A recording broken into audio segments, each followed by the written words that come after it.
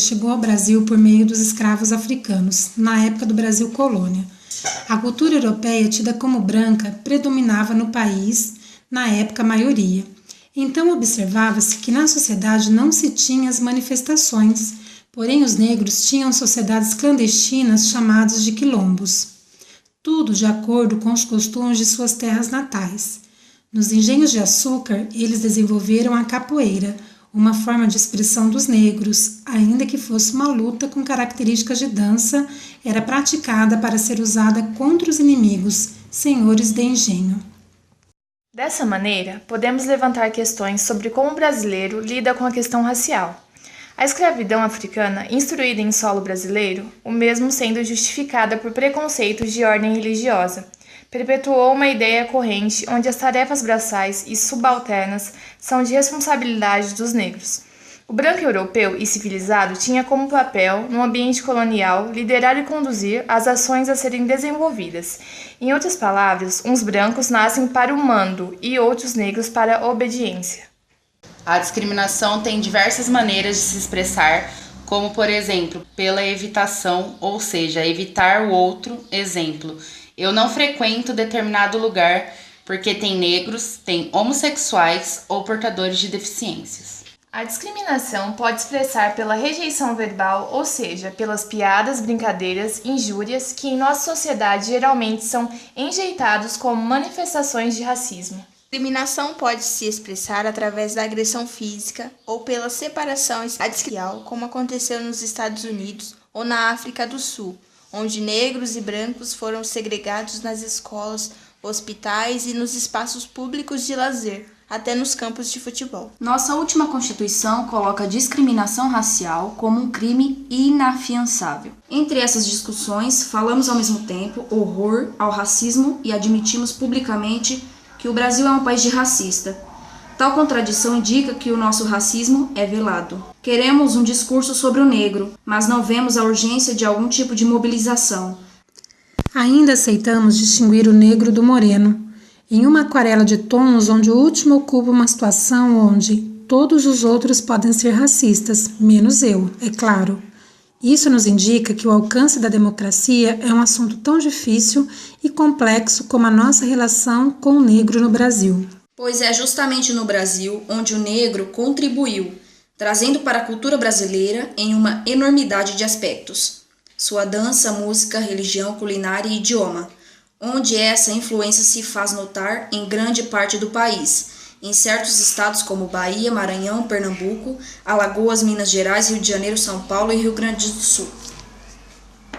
A chegada dos negros no Brasil como povos escravizados trazido da África durante o longo período em que durou o tráfico negreiro transatlântico, a diversidade cultural dos negros refletiu-se da diversidade dos escravos pertencentes a diversas etnias que falavam idiomas diferentes e trouxeram tradições distintas.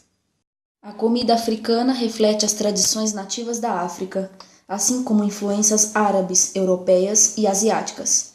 O continente africano é a segunda maior massa de terra do planeta e berço de milhares de tribos, etnias e grupos sociais. Essa diversidade reflete-se na cozinha africana, no uso de ingredientes básicos, assim como na preparação e técnicas culinárias. Os africanos, quando foram trazidos para o Brasil, já eram dotados de uma vasta sabedoria na culinária. Alguns dos produtos que podemos destacar como marcantes na influência da culinária brasileira é o azeite de dendê, sem dúvida uma das maiores contribuições para a comida brasileira. É indispensável em inúmeros pratos típicos do Brasil, tanto diretamente como indiretamente, na confecção deles. Pratos tipicamente brasileiros como a feijoada, fruto da adaptação dos negros às condições adversas da escravidão. Os africanos foram trazidos ao Brasil e junto deles vários temperos e conhecimentos culinários, adaptando seus pratos típicos em diversas situações, hoje sendo apreciados em todo o país. Na culinária africana, não podemos deixar de mencionar a utilização de frutos do mar, como parte da alimentação deles também. Vejam alguns exemplos dessa influência africana na nossa culinária.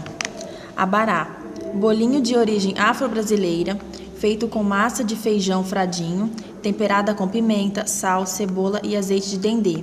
Algumas vezes com camarão, seco, inteiro ou moído e misturado à massa, que é embrulhada em folha de bananeira e cozida em água. No candomblé, é comida de santo, oferecida a Lansã, Obá e Beji. Abarém. Aluá, bebida refrigerante feita de milho, de arroz ou de casca de abacaxi, fermentadas com açúcar ou rapadura, usada tradicionalmente como oferenda aos orixás nas festas populares de origem africana. Acarajé. O acarajé é uma especialidade gastronômica da culinária afro-brasileira, feita de massa de feijão fradinho, cebola e sal, frita em azeite de dendê. O acarajé pode ser servido com pimenta, camarão seco, vatapá, cururu ou salada, quase todos componentes e pratos típicos da cozinha da Bahia. É um prato típico da culinária baiana e um dos principais produtos vendidos no tabuleiro da baiana, nome dado ao recipiente usado pela baiana do acarajé para expor alimentos, que são mais carregados no tempero e mais saborosos, diferentes de quando feitos para o orixá. É também comida ritual da orixá Lansã. Na África é chamado de acará, que significa bola de fogo, enquanto jé possui o significado de comer. No Brasil foram reunidas as duas palavras numa só, acarajé, ou seja, comer bola de fogo. Devido ao modo de preparo, o prato recebeu este nome. Cuscuz. O cuscuz é um prato originário do Maghreb, região do norte da África, que consiste num preparo de sêmola de cereais, principalmente o trigo.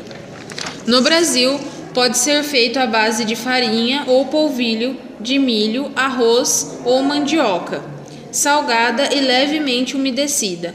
A massa é posta a marinar para incorporar o tempero, onde tem a sua cocção pela infusão no vapor. Pode ser incremento com outros ingredientes, como é de costume no sudeste do Brasil, ou apenas ir acompanhado de leite, ovos, manteiga ou carne seca, como é a preferência no Nordeste. O cuscuz, preparado no cuscuzeiro, pode ser de milho e carimã.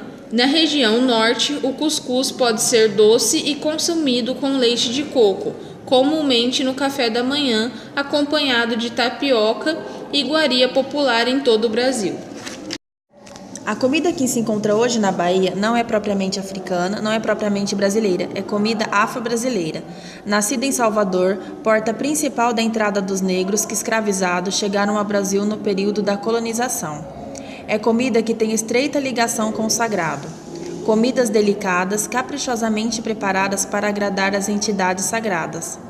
Papas, mingaus, manjás, comidas de textura delicada, fáceis de ser digeridas, como se os orixás devessem ser poupados do esforço da mastigação.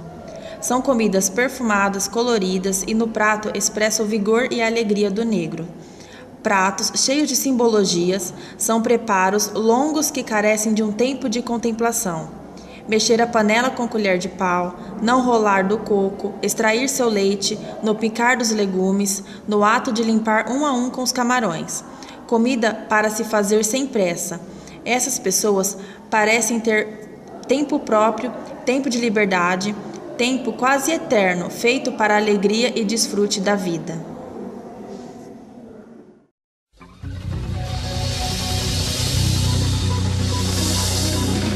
Oh no!